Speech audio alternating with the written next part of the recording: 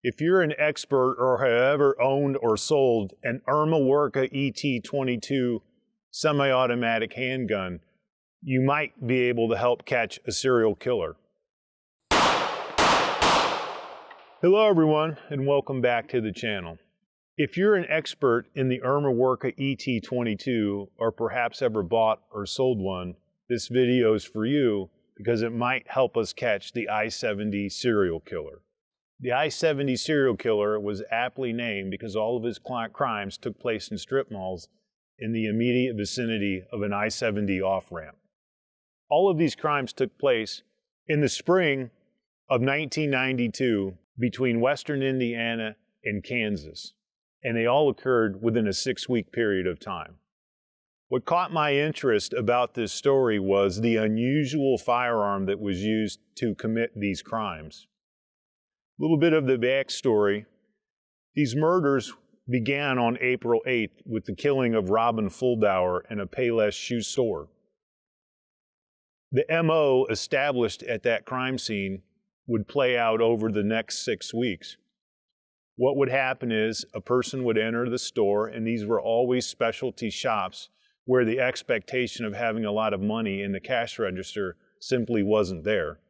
In fact, FBI profilers quickly came to the conclusion that robbery was not the motive. The motive was simply murder.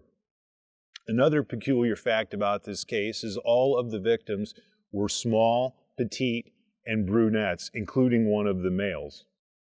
Robin Fuldauer was murdered in Indianapolis, Indiana, the location where the FBI still believes that the murderer originated from, or at least lived there during that period of time.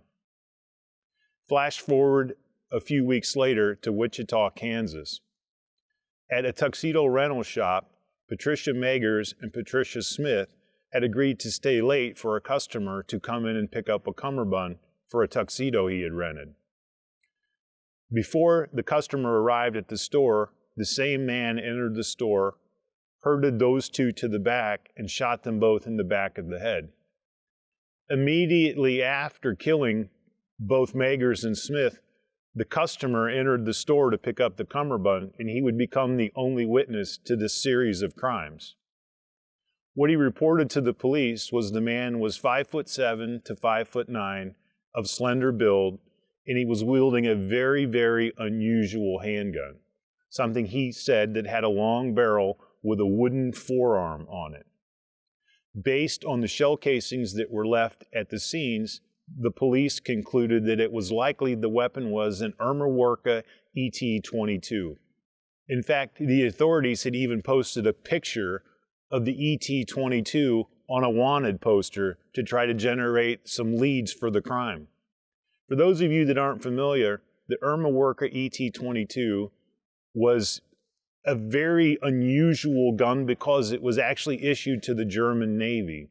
It's based on a Luger action, which also makes it unusual for being a 22 because those that are familiar with Luger actions know they're quite heavy, and the 22 would make it unreliable, and it was. What I'm hoping to do is catch some of our viewers that might know or collect ET-22s and have some idea of other people that do. Estimates of those that have entered the country are as low as 400, and most people would agree that there's not more than 6,000 have ever entered the United States. I think this gives us a good chance to potentially track this person down. It's a very, very niche item and probably the world's worst choice to go out on a crime spree with. In fact, at a few other of the crime scenes that we'll talk about in a little bit, a very unusual thing was found on the casings left behind, which was jeweler's polish, jeweler's rouge, because the gun functions so unreliably, you would polish the cases to get them to feed more reliably. Flash forward to Terre Haute, Indiana, and the murder of Michael McCown. He was actually helping out in his mother's ceramic shop, hunched over a rack, stocking one of the shelves when this man walked in and simply shot him in the back of the head. Immediately following that murder in St. Charles, Missouri, Nancy Kitzmiller was murdered once again in a specialty shop with very little money taken. At that period of time, also in Missouri, in a place called Raytown, Sarah Blessing was murdered in the very same fashion with the very same gun. It's irrefutable that in those 5 crime scenes, the same weapon was used. Some people have theorized that another potential weapon could have been the Intratec 22. That remains a theory, however, and the description given by the tuxedo customer in the murders of Magers and Smith seem to refute that that's a possibility.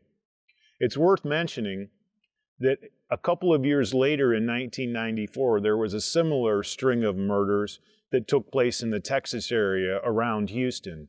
The MOs were similar, but it was been proven scientifically that the killer switched weapons. At this point, it remains unknown whether those 2 crime sprees were committed by the same person. It is, however, a known fact that the murders that occurred in 1992 were committed by the same person with the same gun. I believe it is the ET-22, and for our viewers out there, if you know anything about this or anybody that was an aficionado of those guns, please contact your local law enforcement. To me, the Polisher's Rouge is significant because this is a person that knows guns. For those of you that may not know it, Erma-Werke at one time was a German-owned armament manufacturing company. They've changed names several times and are currently out of business, but immediately after World War II, their specialty was to make very sort of crude copies of MP40s. They even made a copy of an M1 carbine, and of course, the ET-22. All of their weapons were made from stamped parts, and the reliability made them exceedingly poor choices, especially for life defense, but certainly to go out on a crime spree with. The ET-22 is never going to be anybody's first selection to go out and hold people up with. You just simply wouldn't commit a robbery with something that unusual. So in my opinion, it means something special to the killer. We're going to put up the composite photos that sketch artists have been able to compile over the years. I'm hoping that we can bring some closure and catch this serial killer. Due to the close-knit nature of the gun industry, and including gun shows, I totally believe that somebody that would have been living around Western Indiana and frequented gun shows during this period of time might have actually encountered the I-70 serial killer and perhaps unwillingly sold them the ET-22. If any of this jogs anyone's memory out there, please contact your local law enforcement and see what leads they can develop. Do not approach this person by yourself. They've already murdered 6 people that we know of, perhaps more, and they remain exceedingly dangerous.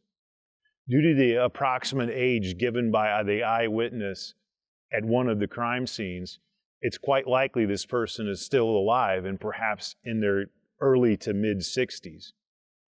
Do not approach this person if you have any suspicion that it might be them. Again, contact your local law enforcement.